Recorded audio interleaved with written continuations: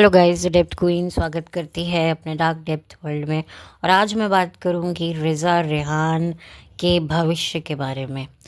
तो रिज़ा रेहान के बारे में काफ़ी दिनों से, काफ़ी समय से, मतलब आप सोचिए कि साल 2 साल हो चुका है रिज़ा रेहान के भविष्य को लेकर बहुत ज़्यादा यूट्यूब पर बातें होती हैं। स्पेशली रिज़ा को लेकर तो बहुत ही बातें होती रहती हैं और रिज़ा को लेकर भी मैंने बातें अपने चैनल पर करी हैं।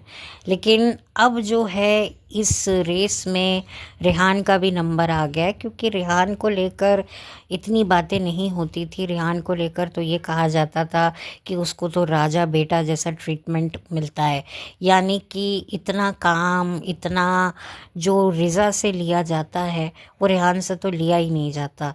लेकिन अब थोड़ा सा एक तरीके से एक दूसरी साइड देखने को मिल रही है कि रेहान की भी शक्ल काफ़ी उतरी उतरी सी लगती है और रेहान का भी जो पढ़ाई से जो नाता है वो टूटता हुआ दिखाई दे रहा है। यानी कि पहले ऐसा लग रहा था कि रिज़ा ने ही पढ़ाई लिखाई से अपना नाता तोड़ा हुआ है, उसको कोई दिलचस्पी नहीं है पढ़ाई में। लेकिन अब रेहान के भी हाव भाव से सबको अब ये लगने लगा है कि भाई इसने भी पढ़ाई लिखाई को टाटा बाय बाय कर दिया। और एक चीज़ और मैंने नोट करी है, जो शायद आप लोगों ने करी है, लेकिन मैंने जिस तरीके से नोट करी है वो पता नहीं आप लोगों को सही लगेगी या नहीं लगेगी। अभी कुछ दिनों पहले ये बात काफ़ी चर्चा में थी कि जो रिज़ा रेहान के जो फादर हैं वो सऊदी से आते हैं और रेहान उनसे बिना मिले दीपिका के साथ चला जाता है। और अब खबर ये भी आ रही है, उसके कुछ रिज़ल्ट को लेकर भी कुछ बातें हो रही हैं। रेडिट कोई वेबसाइट है, मैं तो देखिए रेडिट इस्तेमाल नहीं करती हूँ, मुझे पता नहीं है। लेकिन मेरे जो फेलो पॉडकास्टर्स हैं, मेरे जो फ्रेंड्स हैं, इट्स अनियन और लेट्स टेबल टॉक 2.0, उनसे मैंने जब उनका पॉडकास्ट सुना तो मुझे पता चला कि जो रेहान है उसको लेकर भी कुछ ऐसी खबरें बाहर आ रही हैं, उसके एजुकेशन से रिलेटेड और उसके चाल चलन से रिलेटेड। यानी कि उसको थोड़ा सा एक तरीके से वो जो लड़का है वो भी कुसंगति में पड़ रहा है या पड़ चुका है, जिसकी वजह से काफ़ी उसका नुकसान हो रहा है। अगर आप लोग गौर करें तो कई लोगों को लगता है ये अफ़वाह है। बिल्कुल ये अफ़वाह भी हो सकती है, लेकिन मुझे ऐसा लगता है कि ये अफ़वाह नहीं है, बल्कि इसमें कुछ तो सच्चाई है। क्योंकि अगर आप लोग ध्यान दें तो रिज़ा रेहान के फादर जो हैं जब आते हैं सऊदी से, तब रेहान उनसे नहीं मिलता है। क्यों नहीं मिलता है? तो इस वजह से नहीं मिलता है कि उसका शायद पढ़ाई में कुछ ऐसा लोचा हुआ है, कुछ स्कूल में उसकी ऐसी शिकायतें हुई हैं जिसकी वजह से काफ़ी डिसअपॉइंटमेंट उसको फेस तो करनी ही पड़ी है। साथ में उसके फादर को भी ये जब बातें पता चली हैं तो उनको भी अच्छा नहीं लगा है। तो उनकी डांट से बचने के लिए, उनकी फटकार से बचने के लिए दीपिका अपने बड़े बेटे को उड़ाकर ले गई। उन्होंने एक तरीके से अपने फादर से फ़ेस टू फेस मिलने तक नहीं दिया। आप सोचिए, जो बाप अपने बच्चों के लिए सऊदी में मर रहा है, खप रहा है, और फिर जब वो इतने समय बाद आता है तो बच्चे से ही वो ना मिल पाए, ये कैसे हो सकता है? और ऐसा नहीं है कि बच्चा किसी दूर देश में पढ़ता है, बच्चा उसी शहर में था। इनफैक्ट वो भी उसी जगह पर कुछ वक्त के लिए मौजूद था, लेकिन जैसे ही पिता की एंट्री होती है, जो बेटा है वो अपनी भाभी जान के साथ जो है सफ़र तय करके वापस चला जाता है, और जो बेचारा बाप है वो अपने औलाद से बिना मिले वापस चला जाता है। हालांकि ऐसा दिखाया जा रहा था कि नहीं, वो भी वहाँ पर मुंबई में आएंगे, लेकिन वो आए नहीं। जाहिर सी बात है एक बाप के दिल को तो ठेस पहुंचती पहुंचती है।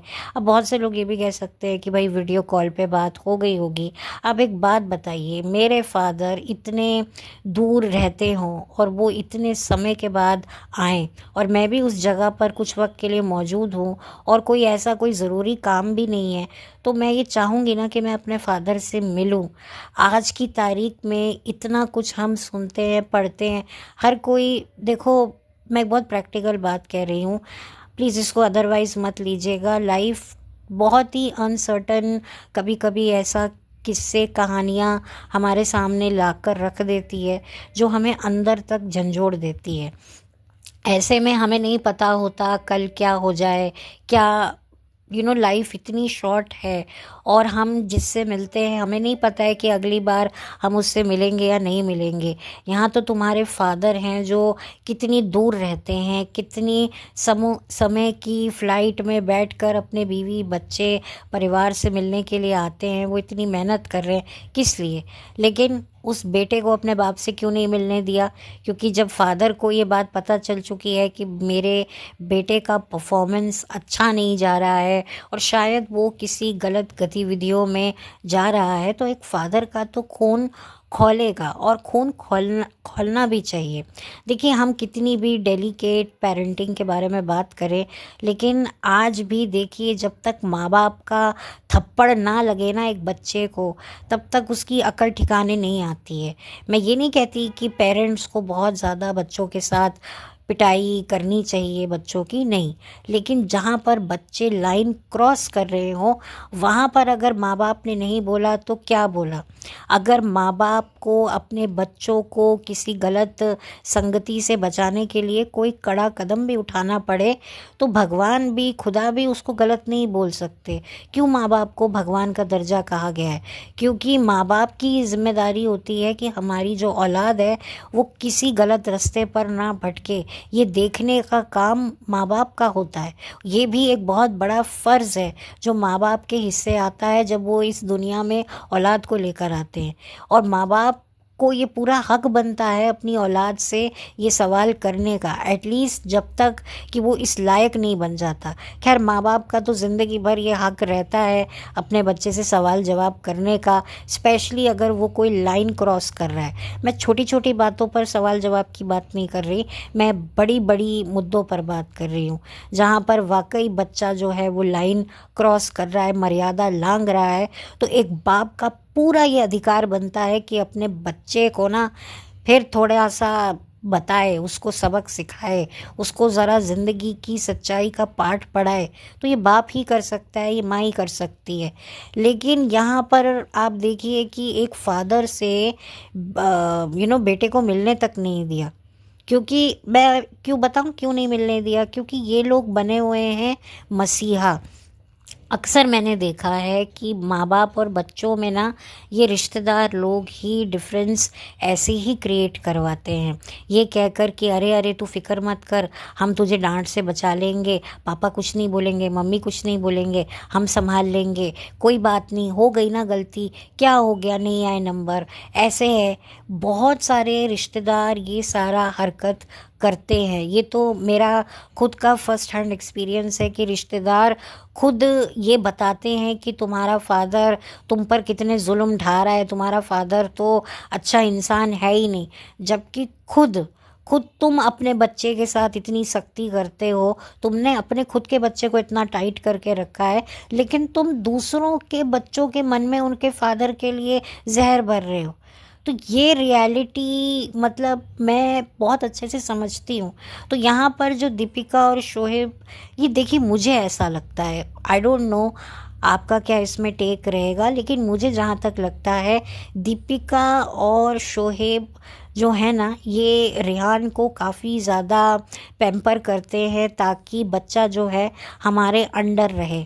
मतलब कि एक तरीके से ना इन्होंने पूरी डिवाइड एंड रूल की पॉलिसी खेली हुई है कि भाई बच्चे को हम अपने तरीके से पेरेंट्स के ही अगेंस्ट कर देंगे। आप देखिए कि ये बच्चे ना घर के हैं ना घाट के हैं, ना माँ बाप के हैं ना रिश्तेदारों के हैं। इनके रिश्तेदार भी इनको अच्छा खासा एक्सप्लॉइट कर रहे हैं। इनको है कि हमें फ्री के नौकर चाहिए, हम क्यों अपना पैसा जो हमें यूट्यूब से आ रहा है हम कहीं और बर्बाद करने पर कोई और स्टाफ रखे। इसलिए बेहतर है कि अपने रिश्तेदारों को ही नौकर बना के रखेंगे और हम इन पर एक तरीके से हुकूमत भी कर पाएंगे, इन पर हम दबाव भी डाल पाएंगे। लेकिन मैं बता दूं कि आज के ज़माने में कोई कितना भी एक किसी के ऊपर दबाव नहीं डाल सकता जब तक आप दबाव डलवाना ना चाहें। लेकिन ये अभी भी वही एक तरीके से सो कॉल्ड बंधुआ मजदूरी टाइप इनका एक है कि भाई हम इनको लेके आए हैं, इन पर हमने इतने एहसान थोप दिए हैं, इतने इनको फ्री फंड की चीज़ें लाकर दे दी हैं। भाई बेटी खाला अपना घर सजा रही है, भाई इनसे पूछो क्यों घर सजा रही हो? तुम्हारे घर में कौन आने वाला है? कौन आने वाला है? तुम्हारी बेटी की शादी होगी। माफ़ कीजिएगा, मुझे नहीं लगता कि रिज़ा की शादी किसी ऐसे लड़के से होगी जो बहुत ही पढ़ा लिखा ग्रेजुएट एक अच्छा डिसेंट जेंटल लड़का होगा। बल्कि अगर उसकी शादी हुई तो फिर कैसे लड़के से होगी वो आपको पता ही है। और रही बात जो रेहान है, आप देखिए उससे भी कौन लड़की शादी करेगी? कोई भी गैरतमंद लड़की ऐसे लड़के से शादी नहीं करेगी जिसके पास कोई अच्छी एजुकेशन ना हो। देखिए अच्छी शक्ल सूरत एक औरत को एक आदमी से बांध कर नहीं रख सकती है। जब तक कि आदमी कमा कर चार पैसे ना लाए वो औरत भी ऐसे आदमी को नहीं रखती है। और इसका जीता जागता उदाहरण आप लोगों के सामने ही है। मैं बार बार वो नाम क्या दोहराऊं।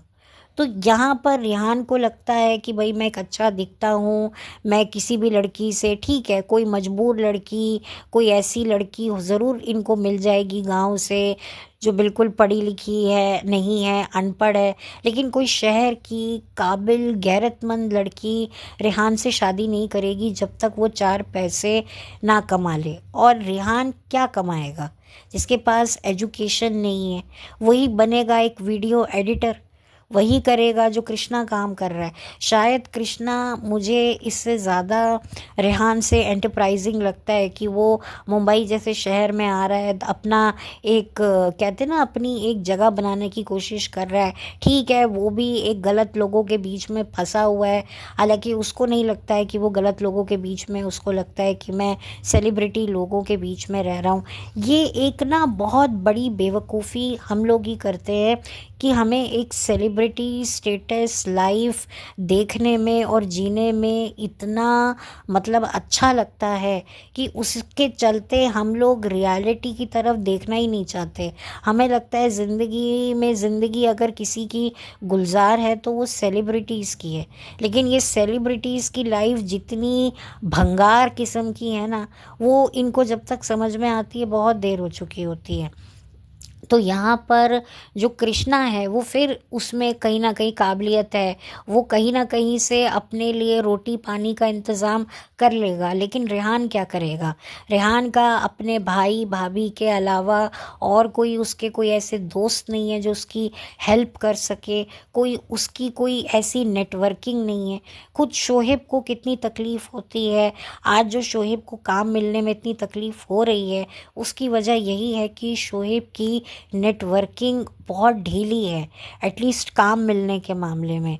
और जिनसे होने लगती है वो फिर जब अपना एक कहते हैं ना डेस्पो नेचर दिखाने लगते हैं तब वो भी पीछे हो जाते हैं। जैसे फराह खान और दीपिका के बीच में जो एक टिफ हुआ कि खुद फराह खान ने शोहेब की एक तरीके से कंप्लेंट कर दी कि वो बिना बताए मेरे घर में आ गया, क्योंकि शाहरुख खान मेरे घर में आने वाले थे या आए हुए थे क्योंकि शायद उनका बर्थडे था। कुछ ऐसी इन्फॉर्मेशन खुद फराह खान ने दी है।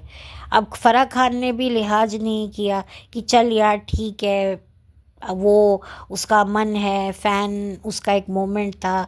ठीक है, उसको बुरा लगा होगा और बुरा बुरा लगना भी चाहिए कि आप इस तरीके से ऐसे किसी के घर में किसी को आप एक हिंट दे रहे हैं कि नहीं भाई मत आओ, लेकिन उसके बाद भी वो आया। फ़राह को बुरा बुरा लग सकता है, लेकिन जो शोहेब इब्राहिम है उसको भी ये बात सोचनी चाहिए थी। लेकिन फ़राह ने इस चीज़ को उजागर कर दिया सबके सामने, तो उसने भी एक तरीके से कहीं ना कहीं दिखा दिया, एक तरीके से सबको ये बता दिया कि शोहेब इब्राहिम कितना वॉनबी है। ये मैं अपनी बात नहीं कर रही हूँ, बताने का तरीका भी मतलब ही यही होता है कि जब आप किसी को एक तरीके से अपना एक प्राइवेट मतलब एक गेट टुगेदर में एक इंसिडेंस हुआ और आप उसको सबके सामने शेयर कर रहे हो नाम लेकर। अगर मैं गलत नहीं हूँ तो शायद फ़राह ने नाम लिया था शोहेब का। तो इस इतनी बड़ी ये बात होती है कि एक तरीके से आपकी बदनामी हो गई है। तो इससे आप देख सकते हो कि शोहेब की क्या मतलब कितनी ज़्यादा हंसी भी उड़ी होगी, क्योंकि फ़राह खान सबको जानती हैं। फ़राह की नेटवर्किंग बहुत है, वो सबको पहचानती है, हर एक जन उसके साथ काम करना चाहता है और उसका खुद का यूट्यूब चैनल है। तो इस वजह से बहुत मतलब एक तरीके से शोहेब की काफ़ी बदनामी भी हुई होगी। और जब शोहेब वहाँ पर गया होगा, फिर वहाँ से निकला होगा, तो पीठ पीछे भी पूछा होगा यार ये कौन बंदा था, क्योंकि पीठ पीछे तो सब एक दूसरे की बात करते हैं।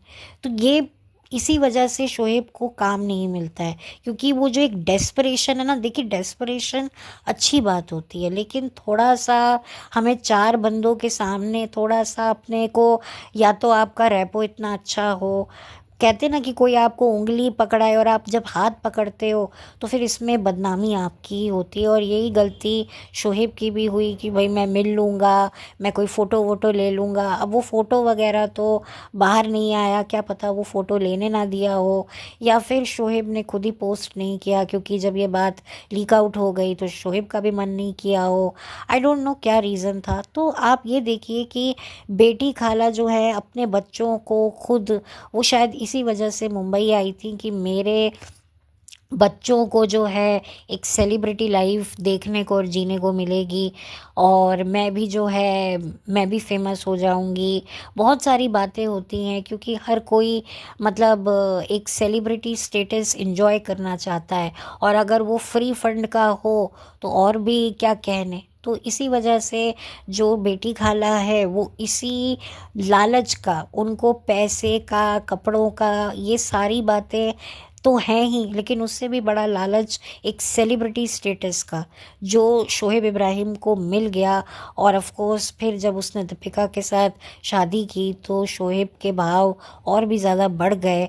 तो इस वजह से यही होता है कि भाई शोहेब ने भी कहा होगा कि हाँ मैं अपने भाई रेहान को भी सेट कर दूंगा, क्योंकि जब आपके संबंध अच्छे होते हैं तब आप बड़े बड़े वादे अपने रिश्तेदारों से करने लगते हो। लेकिन जैसे जैसे परिस्थितियां बदलती जाती हैं वो वादे जो हैं वो कच्चे होते जाते हैं, वो कस्में भी जो हैं वो एक तरीके से भूलने लगता है इंसान की, अच्छा मैंने ये कस्में वादे किए हैं। तो अब जो रिहान का जो फ्यूचर है वो बहुत ही ज़्यादा डल सबको दिख रहा है। अब रेहान की कीमत सिर्फ एक कैमरामैन की तरह है, जिसके बदले में वो इसको ले जाते हैं, थोड़ी सी नई नई जगहें, थोड़ा ट्रैवल ये कर लेता है। उसके अलावा इसकी कोई फ्यूचर की कोई बात नहीं है कि भाई तुम करो, क्योंकि पहले तो फिर ऐसा शोहेब दिखाता था कि वो इसके लिए ट्यूशन रखवा रहा है, इसको कर रहा है। लेकिन अब ये लोग इतने ज़्यादा फ्रस्ट्रेटेड हो गए हैं, क्योंकि हर इनकी छोटी सी छोटी बात को कॉल आउट किया जाता है, क्योंकि इनकी हरकतें ही इग्नोर करने लायक होती नहीं है। कुछ पॉडकास्टर्स तो फिर इग्नोर कर देते हैं कि यार छोड़ो यार, इतना भी क्या बोलें, ये छोटी छोटी बात पर अब इसको भी हम पकड़ेंगे, जो कि बिल्कुल सही बात है। लेकिन कुछ ऐसे पॉडकास्टर्स हैं जिनकी नज़र बहुत तेज़ रहती है और वो इनकी छोटी छोटी बातों को कॉल आउट करते हैं, और वाकई फिर जब वो बातें निकल कर आती हैं तो वो फिर बहुत ज़्यादा सोचने पर हमें मजबूर कर देती हैं। और इनके जो कंटेंट ये लोग बनाते हैं, इनके कंटेंट में भी कुछ ऐसा नहीं देखने को मिलता है जो बहुत ही ज़्यादा रियल हो, जेन्युइन हो। क्योंकि लगता है कि यार ये मुंह खोलेंगे और ज्ञान देंगे, और वो ज्ञान भी ऐसा होगा जो ये ज्ञान खुद पर अप्लाई नहीं करते। इनके लिए ये एक एक्टिंग चल रही है, इनके लिए एक शॉर्ट चल रहा है, ये व्लॉगिंग नहीं, ये एक सीरियल का एपिसोड ये लोग बनाते हैं। ये भारी भारी डायलॉग, ये गहरी गहरी बातें, गहरी सांसें ले लेकर अपने इमोशंस को बयां करना, ये एक सीन को डायरेक्ट कर रहे होते हैं, डायलॉग भी लिख रहे होते हैं। इनके लिए एक शूटिंग का काम होता है, और एक व्लॉग बनाने के बाद ये लोग ऐसे थक जाते हैं कि 15-15 दिन तक गायब हो जाते हैं। जैसे कि एक फ़िल्म कंप्लीट होती है तो फिर कहते हैं ना, यार शूट कर लिया, डे एंड नाइट काम कर लिया, चलो थोड़ा टाइम रेस्ट दें। तो इनके लिए व्लॉग नहीं बनाते ये लोग, एक एपिसोड निकालते हैं एक सीरियल का। अब देखिए, क्योंकि व्लॉगिंग में आपके पास एक ऑप्शन होता है, आप अपने अकॉर्डिंगली वीडियो अपलोड करेंगे। लेकिन जो सीरियल होता है उसमें एक टाइमलाइन होती है कि भाई आपको एपिसोड बना के देना है। कभी कभी तो ऐसा होता है कि जिस दिन टेलीकास्ट होना होता है उसी दिन आपको जो है डेडलाइन होती है कि ये एपिसोड नेक्स्ट डे का है, तो इसको अभी शूट करो क्योंकि अगले दिन जाएगा बाय हुक बाय क्रुक। मतलब ऐसा भी होता है कि, मतलब ऐसा नहीं होता, कई बार ऐसा भी होता है कि 15-15 दिन पहले चीज़ें शूट हो जाती हैं तो वो आती रहती हैं। लेकिन कई बार तो जिस दिन, जैसे कि अभी महाशिवरात्रि आ रही है, तो अब जैसे कि आज इन्होंने डिसाइड किया है कि भाई ये इस दिन महाशिवरात्रि का दिन है, तो ये एपिसोड महाशिवरात्रि से हमें बनाना है, तो उसको उसी दिन शूट करके फिर ऑन एयर किया जाता था। ऐसी भी मैंने सुनी है बातें कि मतलब टेलीकास्ट आज ही होगा इसलिए इसको आज ही ख़त्म करो। तो इतना टाइट शेड्यूल में काम होता था कि कभी कभी जो आर्टिस्ट होते थे वो वाकई बीमार हो जाते थे, और उनके चेहरे पर दिखता था। ये सास बहू साजिश में मैं देखती थी कि आर्टिस्ट बीमार है तो बीमारी में शॉट दे रहा है, फिर उसके बाद वो रेस्ट कर रहा है। तो ऐसे भी काम किए हुए हैं। तो यहाँ पर इनके पास एक वो प्रेशर नहीं होता है। हाँ, वो बात अलग है कि किसी की एनिवर्सरी आ गई, किसी का बर्थडे है, तो ये प्रेशर में थोड़ा बना लेते हैं।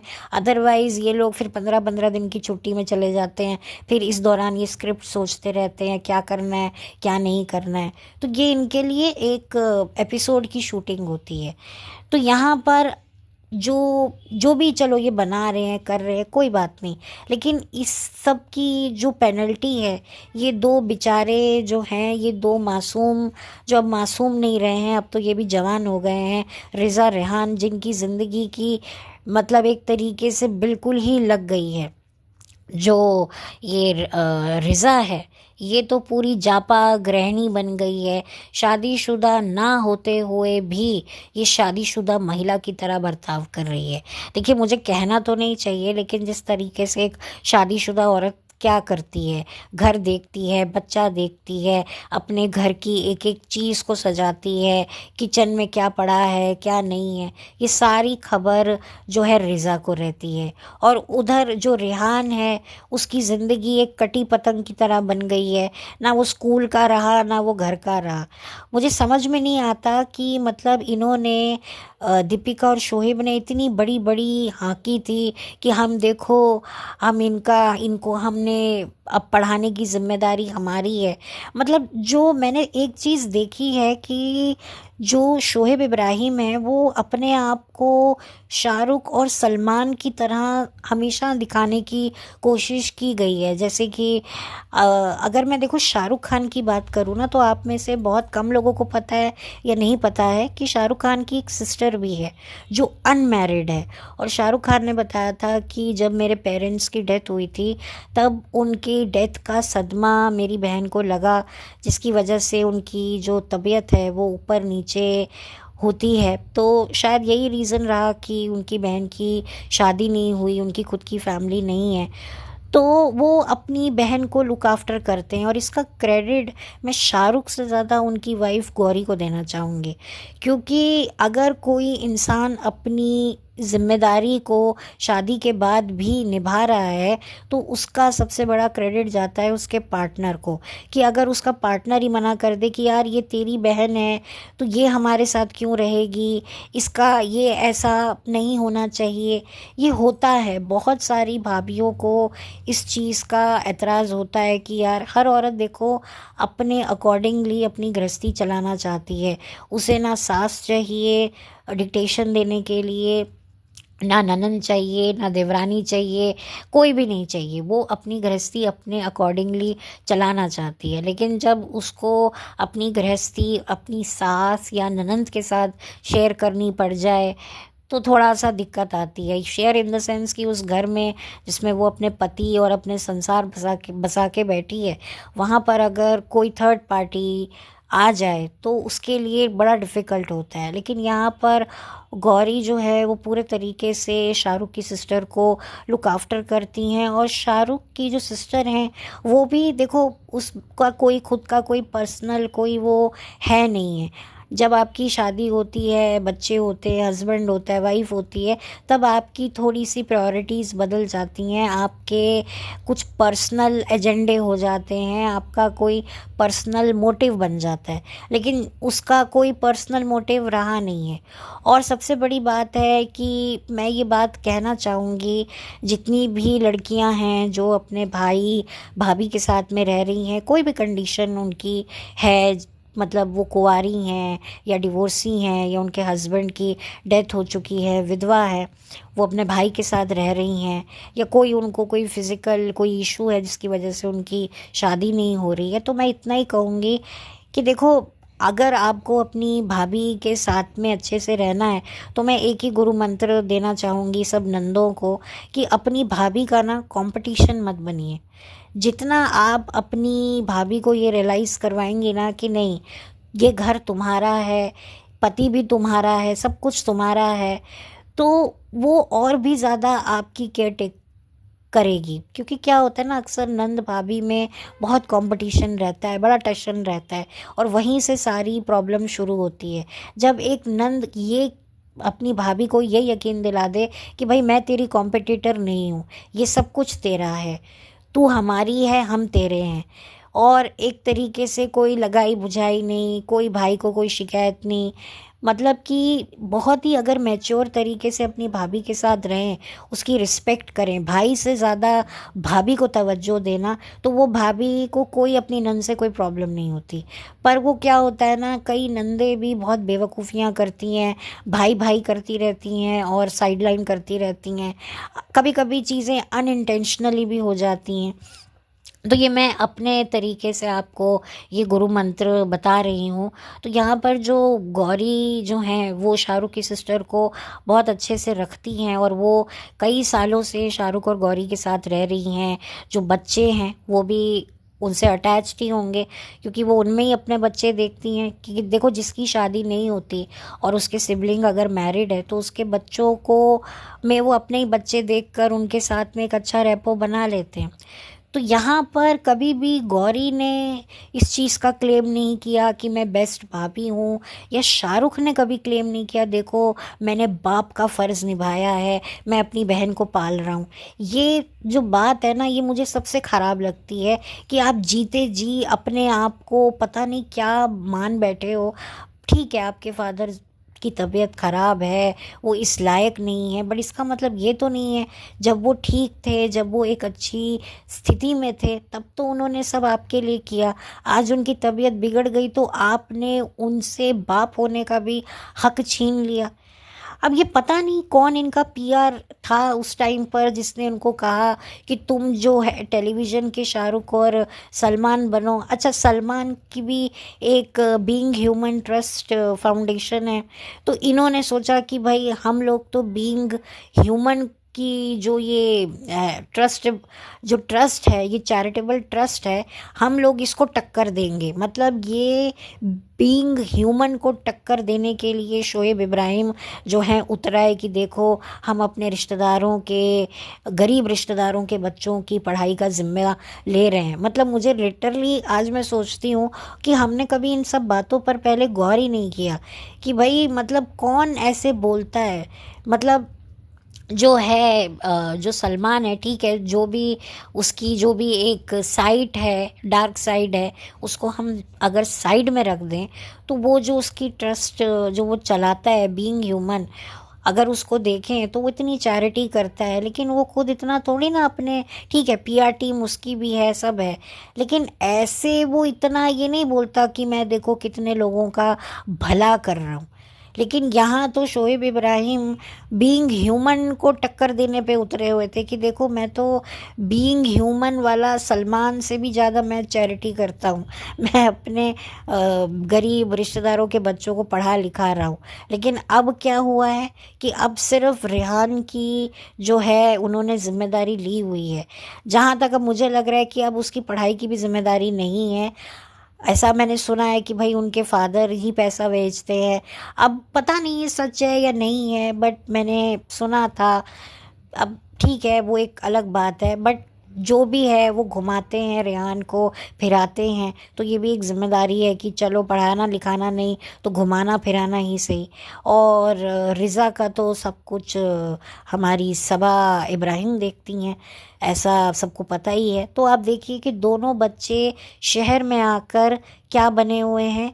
एक बनी हुई है नैनी और दूसरा बना हुआ है या बनेगा बॉडीगार्ड। जी हाँ, मुझे जहाँ तक लगता है रेहान का फ्यूचर यही है कि वो दीपिका और शोहेब का बॉडीगार्ड बनेगा, या बहुत हुआ तो रूहान का बॉडीगार्ड बन जाएगा, क्योंकि वो भी रूहान के साथ काफ़ी अच्छा फ्रेंडली उसका नेचर है। तो जहाँ भी वो जाता है रूहान को लेके जाता है। तो हो सकता है आगे आने वाले समय में रूहान जो है अपने रेहान चाचू चाचू ही हुआ ना उसका, तो उसके साथ जो है उसका बॉडीगार्ड बन के घूमे कि भाई तुम्हें अब रूहान को प्रोटेक्ट करना है, एक उसको बॉडीगार्ड चाहिए। मतलब यही बच्चों की ज़िंदगी है। अब क्या जो है रेहान जॉब करेगा, क्या करेगा, प्रॉपर एजुकेशन नंबर उसके आ नहीं रहे हैं, इन्होंने भी ठीक से ज़्यादा बताए नहीं हैं। तो ये सारी बातें ना सोचने पर मुझे कभी कभी मजबूर कर देती हैं कि इन बच्चों का होगा तो होगा क्या। जो जो बच्चे जो हैं जो गांव से निकल कर ये सोचते हैं कि हम शहर जाके पढ़ेंगे, ये दोनों बच्चे मिसाल है कि भाई जिस इंसान ने पढ़ना है ना वो कहीं भी पढ़े, बस उसमें पढ़ने की लगन होनी चाहिए, शिद्दत होनी चाहिए, गूदा होना चाहिए। अदरवाइज अगर आप में आपको पढ़ना ही नहीं है तो फिर आप क्यों महंगे से महंगे स्कूल में पढ़ो, कहीं भी आपका एडमिशन करवा दो, आपने कुछ नहीं करना है, क्योंकि आपके अंदर खुद एक जज्बा नहीं है। शोहेब और सबा में कहीं ना कहीं ये था कि भाई हमें एक अपनी ज़िंदगी को बदलना है। अगर मैं सबा की बात करूँ ना, तो सबा की एक चीज़ मुझे सही लगी कि उसने जो है ठान लिया कि मैं अपना कुछ बनाकर दिखाऊंगी। ठीक है, उसने यूज़ किया नाम, चेहरा, अपने भाई भाभी का सब कुछ किया, मैं इस बात को एग्री करती हूँ, लेकिन उसने अपने काम पर मेहनत करी है। मैं इस चीज़ को डिनाई नहीं कर सकती कि उसने दिमाग लगा लगा कर, तिगड़म पिगड़म कर करके अपने आप को जो है आज उस काबिल बनाया कि आज उसको भैया भाभी से ज़्यादा व्यूज़ आते हैं। तो ये बात तो है कि उसने ठान ली कि भाई मैं अब अपनी हालत सुधारूंगी, मैं अब पुराने कपड़े नहीं पहनूंगी, मैं अब यूज़ किया हुआ मेकअप इस्तेमाल नहीं करूंगी, अब मेरे लिए भी ब्रांड्स आएंगे, मेरे लिए भी नए कपड़े आएंगे, अब मैं सबके लिए करूंगी जो मुझे जिसके लिए करना है। मैं हर जो है परिस्थिति को अपने पक्ष में मोड़ूंगी। और यही रीज़न है कि आज देखिए सबा के पास क्या है और दीपिका शोहेब के पास क्या है।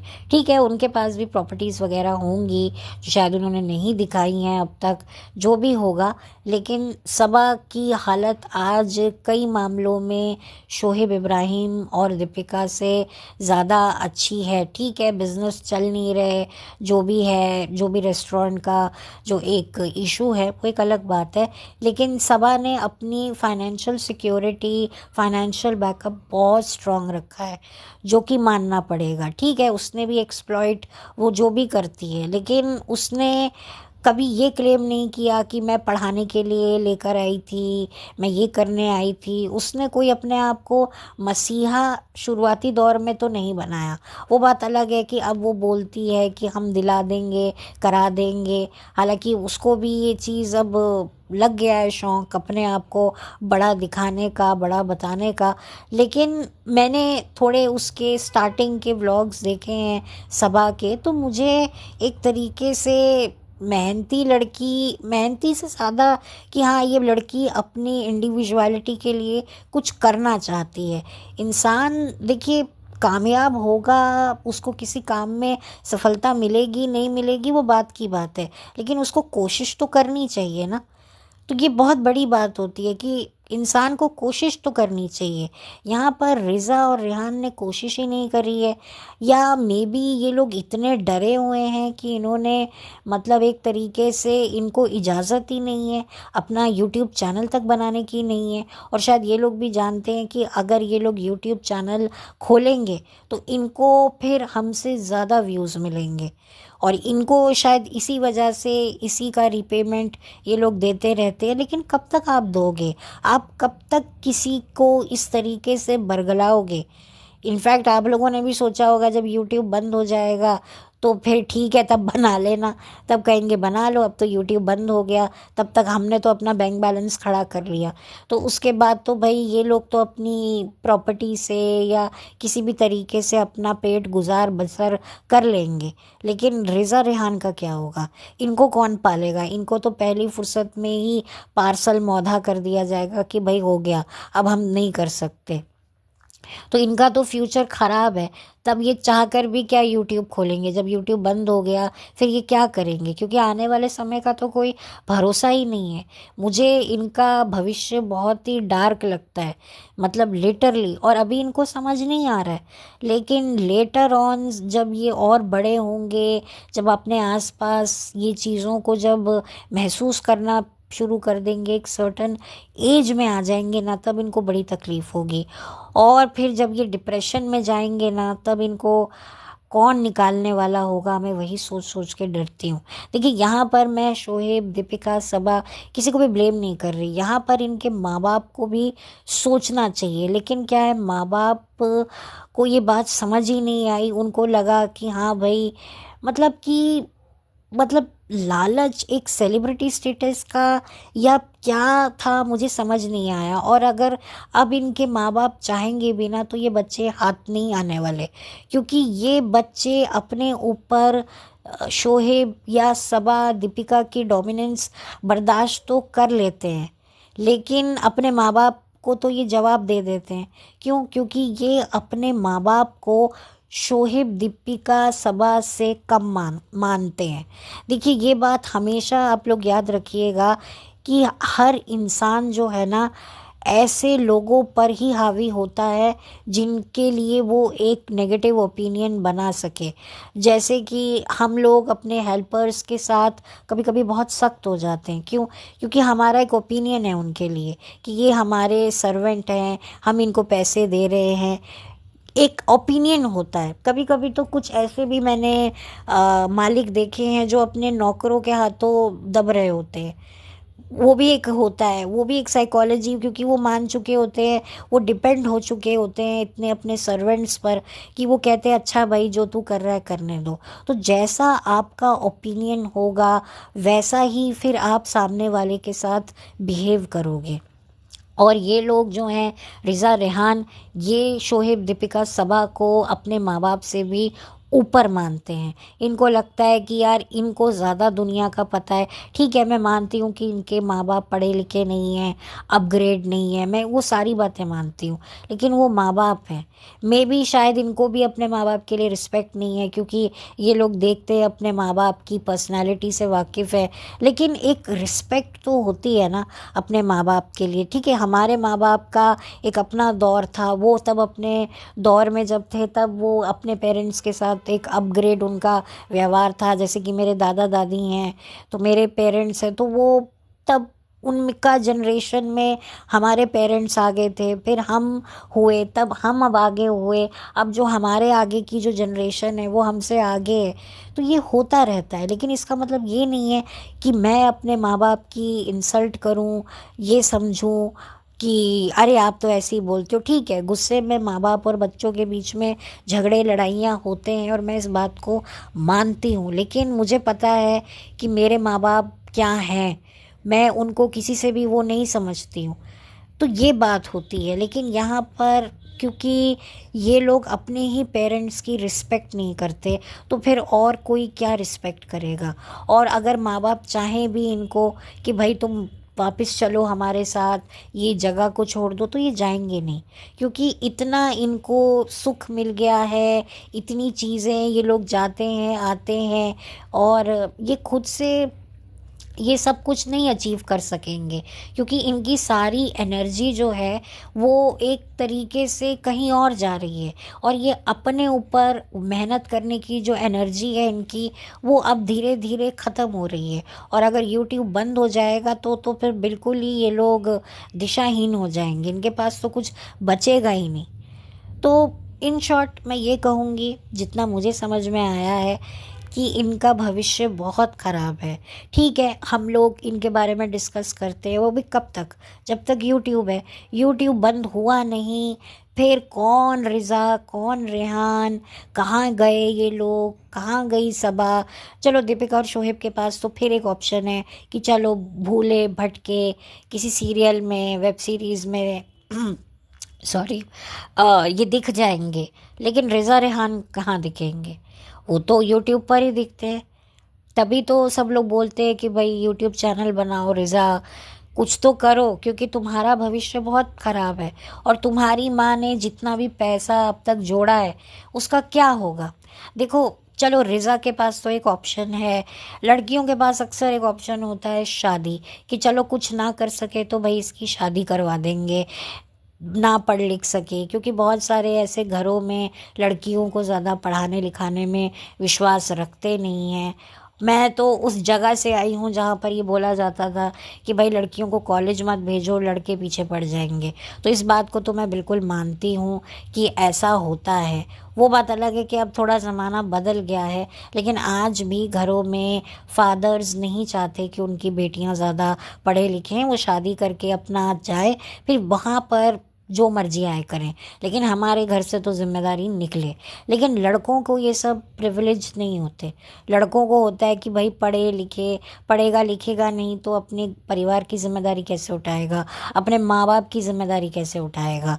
चलो शोहेब के को तो दीपिका मिल गई, लेकिन इस रेहान को कौन मिलेगी। अगर कोई मिल जाए तो बहुत बड़ी बात है, लेकिन वो दीपिका जैसी तो नहीं होगी, क्योंकि दीपिका के तो मतलब आप कह सकते हो इस कदर, मतलब एक किताब लिखनी चाहिए दीपिका के सेक्रीफाइसेस के ऊपर, लिटरली। देखो जो चीज़ है वो है, ठीक है। अब दीपिका का जो भी है इतिहास भूगोल जो भी रहा हो, लेकिन बंदी ने किया तो है। अब भले ही वो स्वार्थ के चक्कर में किया, ज़बरदस्ती किया, प्रेशर में किया, लेकिन किया। लेकिन रेहान के लिए कौन लड़की ये करेगी, क्योंकि आने वाली जो लड़कियों की भी जो सोच है वो काफ़ी ज़्यादा चेंज हो रही है। अब तो कहेगी भाई तुझे रहना है रह, जाना है जा, मैं तो इतना नहीं करूँगी। तो फिर क्या होगा। और फिर जिस तरह का माहौल इन्होंने देखा है, ये लोग एडजस्ट भी अपने पार्टनर के साथ नहीं कर पाएंगे। देखिए, जो हमको ना एक चीज़ सिखाई जाती है कि भाई अगर तुम अपने माँ बाप के साथ में एडजस्ट कॉम्प्रोमाइज़ नहीं कर पाए ना, तो तुम अपने पति बीवी सास ससुर के साथ क्या कर पाओगे। और ये फैक्ट है, जो इंसान अपने आसपास के लोगों के साथ ताल से ताल मिलाकर ज़िंदगी अपनी दिनचर्या अच्छी बिता सकता है, वही शादी के बाद अपनी गृहस्थी की जो आप कह सकते हो परेशानियां हैं, समस्याएं हैं, उनको हैंडल कर सकता है। बहुत सारी लड़कियां माँओं के साथ एडजस्ट नहीं कर पाती, बाप के साथ एडजस्ट नहीं कर पाती, वो भाग जाती हैं या कहती है भाई मेरी शादी करवा दो। वो शादी कर लेती हैं, लेकिन वहाँ पर पति होता है और पति से ज़्यादा सास की उनको चाकरी करनी पड़ जाती है, सास की बात सुनने को मिल जाती है। तब उनको अपनी माँ याद आती है, यार इससे अच्छी तो मेरी माँ थी, कम से कम मुझे 2 वक्त चैन से जीने तो देती थी।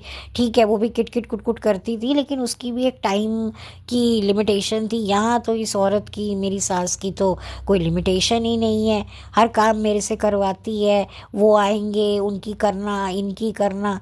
तो यहाँ पर आप देखिए ना कि किस तरीके से मतलब सिचुएशन अब हो रही है। मैं देखती हूँ कि अब जो ये जो टाइम है, अगर मैं रेहान की पढ़ाई की ही बारे में बात करूँ, ये जो जनवरी फरवरी का महीना है ये पढ़ने का महीना होता है।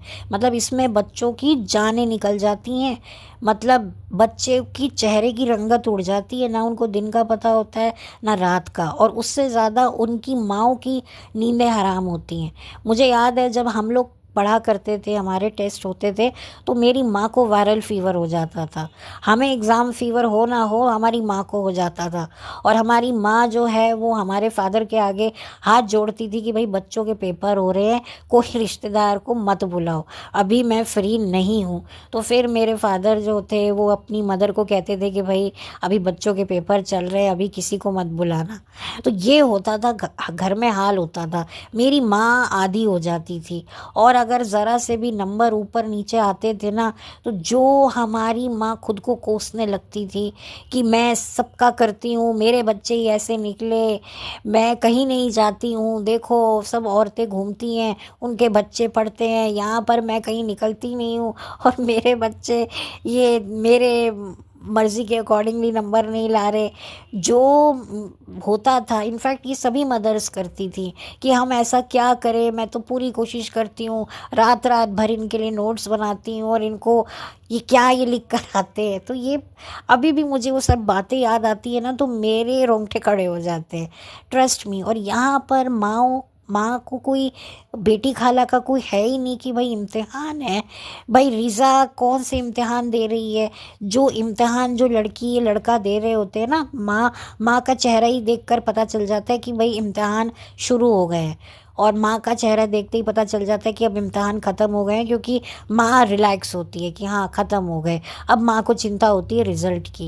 लेकिन यहाँ पर कभी भी माँ के चेहरे से कभी लगा ही नहीं कि भाई बच्चे के एग्ज़ाम है, नहीं है, कोई टेंशन नहीं है माँ को। मैं तो खैर इनके व्लॉग्स देखती नहीं हूँ, लेकिन जितना भी कभी मेरा ऐसा मैंने नहीं सुना, ज़्यादा मैं देखती नहीं हूँ, लेकिन मुझे कभी लगा नहीं, कभी कभार शुरुआत में कभी कुछ कहा हो, बट वैसे जो एक बच्चों की पढ़ाई के लिए जो माएँ, इनफैक्ट अनपढ़ माएँ भी अपने बच्चों को पढ़ाने के लिए इतना, उनके लिए अपना जो भी पॉसिबल है उनको सुख सुविधा देती थी कि बच्चों को उठना ना पड़े, उनको गर्म दूध दे, उनको खाना बना के दे, जिससे बच्चों का जो है दिमाग जो है जो पढ़ पढ़ के खाली हो गया है उसको थोड़ी सी खुराक मिले। वो माएँ ऐसे बच्चों की सेवा करती थी कि बस मेरे बच्चों को कोई दिक्कत ना हो। ऐसे स्ट्रिक्ट रहती थी, ये मत खाओ, वो मत करो, बीमार हो जाओगे, ऐसे कर लोगे। तो ये मतलब माँओं का रहता था योगदान। तो लेकिन यहाँ पर कुछ भी ऐसा योगदान मुझे नहीं देखने को मिलता। बेटी खाला अपना सारा ध्यान जो है वो हैदर पर ही निछावर कर देती हैं। तो बहुत ही ज़्यादा मुझे इस फैमिली को लेकर बुरा लगता है। यहाँ पर कोई हेट नहीं है, अब ये इनकी डेस्टिनी है क्या है, लेकिन मुझे लगता है जो भी है, हम लोगों को रिज़ा रेहान की लाइफ से ना बहुत कुछ सीखना चाहिए कि कैसे मतलब हम लोग रिश्तेदारों के चक्करों में आकर अपनी लाइफ को एक्सप्लॉइट कर देते हैं। देखिए ये तो रिश्तेदार है, हमारी अपनी भी खुद की सूझबूझ होनी चाहिए। और एक बात आप लोग याद रखिएगा कि जो आपके माँ बाप का नहीं है वो आपका भी नहीं हो सकता। जो आपके सामने आप ही के माँ बाप की बुराई कर रहा है, अगर इतनी हिम्मत है तो हमारे माँ बाप के जाके तुम करो, उनसे तर्क वितर्क करो। वहाँ तो तुम्हारी करने को हिम्मत नहीं है, तुमने एक बार किया उसके बाद तुम पैरों में गिर के माफ़ी मांग रहे हो, लेकिन पीठ पीछे हमारे सामने बात कर रहे हो। तो तो ये ऐसे रिश्तेदारों से दूर रहें, अपने माँ बाप की सुने। ठीक है, आपकी भी कोई अपनी कोई बात है, कोई मर्ज़ी है, आपको रखने का पूरा हक है, लेकिन उन लोगों के साथ तो कभी भी दोस्ती यारी मत रखो जो तुम्हारे माँ बाप के दुश्मन है। जो तुम्हारे माँ बाप का दुश्मन है वो तुम्हारा सगा कभी नहीं हो सकता। ये बात मैंने बहुत यंग एज में सीख ली थी। और यहाँ पर जिस तरीके से जो हालात नज़र आ रहे हैं, यहाँ पर रिज़ा रेहान को अपने ही माँ बाप से कोई ना अटैचमेंट है, ना कोई हमदर्दी है। शायद बेटी खाला को हो सकती है, बिल्कुल हो सकती है, लेकिन वही वाली बात है कि उसको वो इज़्ज़त ही नहीं मिलती है, तो फिर वो भी क्या करे। वो भी कहती है ठीक है भाई, तुम ही देखो, हमारे तो नाम के बच्चे हैं, तुम ही लोग पालना है तो ठीक है। यही बात होती है, माँ पास में खड़ी होती है लेकिन केक किसी और को खिलाया जाता है। तो इससे आप पता लगा सको कि क्या बच्चों के लिए रिस्पेक्ट है। ठीक है, कुछ लोग बेटी खाला को ज़िम्मेदार मानते हैं, कुछ लोग रिज़ा रेहान को मानते हैं, लेकिन किसी को भी मानो, लेकिन जो बच्चों का भविष्य है वो तो बहुत ख़राब है। और मुझे काफ़ी फ़िक्र है एक तरीके से रेहान को लेकर। चलो रिज़ा तो कुछ ना कुछ कर लेगी, लेकिन रेहान क्या करेगा? उसकी क्या क्रिएटिविटी है, क्रेडिबिलिटी है? वो भी क्या मतलब वीडियो एडिटर ही बनेगा? मतलब क्या यही बनने के लिए वो आया था? I don't know. या क्या जॉब करेगा? देखिए, मैंने सुना था कि एक चपड़ासी बनने के लिए भी आपके पास एक अच्छी एजुकेशन होनी चाहिए, अगर मैं गलत नहीं हूँ तो छोटी से छोटी नौकरी के लिए भी आपके पास एक अच्छा एजुकेशन होना चाहिए। यहाँ पर इसका क्या है? कितना करेगा, कैसे करेगा? मुझे इस बात की चिंता है। तो कोई हेट नहीं है यहाँ पर। देखिए, सब कुछ अपने खुद पर निर्भर होता है, अपने ऊपर भी होता है कि आप ज़िंदगी में अपनी ज़िंदगी को कितना बदलने में विश्वास रखते हैं। ये आपको होता है कि आप अपनी अंदर की जो विल है उस पर कितना चलते हैं और लोगों की कितनी सुनते हैं। तो ये बेचारे बच्चे जो हैं ये फैमिली पॉलिटिक्स का भी शिकार हुए और बहुत सारी मुखालतों का शिकार हुए। सेलिब्रिटी स्टेटस सबसे बड़ा जो इनके लिए एक जाल था कि सेलिब्रिटी बनने में बहुत फ़ायदा है, लेकिन सेलिब्रिटी बनने में कितनी चीचा लेदर होती है ये भी अब ये लोग देखते होंगे। ज़ाहिर सी बात है, कमेंट्स भी पढ़ते होंगे और पढ़कर कहीं ना कहीं सोचते भी होंगे। लेकिन क्या होता है कि कभी कभी आप इतनी आगे निकल जाते हो ना कि आप चाह कर भी पीछे नहीं मुड़ सकते। ऐसी भी स्थिति होती है, ऐसी भी सिचुएशन होती है। तो खैर, अब मैं इस वीडियो को बंद कर रही हूँ क्योंकि वीडियो बहुत बड़ा हो गया है, 50 मिनट से भी ज़्यादा का हो गया। मैंने कभी नहीं सोचा था कि मैं इतना बड़ा बना लूँगी। तो अब मुझे वीडियो सच में बंद करना पड़ेगा। हालांकि बहुत कुछ और भी था पर अब मुझे याद भी नहीं आ रहा है। तो ये मेरा एक पॉइंट ऑफ व्यू था रिज़ा रेहान के लिए, एंड ऑफ कोर्स उनकी एजुकेशन को लेकर, उनके डार्क फ्यूचर को लेकर मेरी चिंता थी। एंड आई रियली विश कि ये लोग कुछ ना कुछ अपनी ज़िंदगी में अपने लिए करें। और जो दीपिका और शोहिब से मैं यही रिक्वेस्ट करना चाहूँगी कि भाई इनके लिए कुछ करो, इनको मत इन सब में उलझाओ, इनकी एजुकेशन के बारे में सोचो। सबा इब्राहिम रिज़ा को पढ़ने दो। भाई मुझे एक बात बताओ, अपना बच्चा, तुम तो फिर यही साबित कर रहे हो ना, अपना बच्चा अपना ही होता है और पराया पराया होता है। तुम कितना भी कह लो कि भाई ये हमारा बेटे जैसा है, लेकिन तुम अपने बेटे की कितनी एजुकेशन को तुम निगलेक्ट करोगे, मैं वो देखूंगी। हैदर की एजुकेशन कितनी निगलेक्ट होगी, तब तो सबका सब लोग कहेंगे नहीं नहीं हैदर के एग्ज़ाम है, यहाँ नहीं जाना, वहाँ नहीं जाना। वैसे भी हैदर को तो रिज़ा ही पढ़ाएगी। और रही बात रूहान की, तो इसकी भी केयर टेक करने वाला ये रेहान ही है।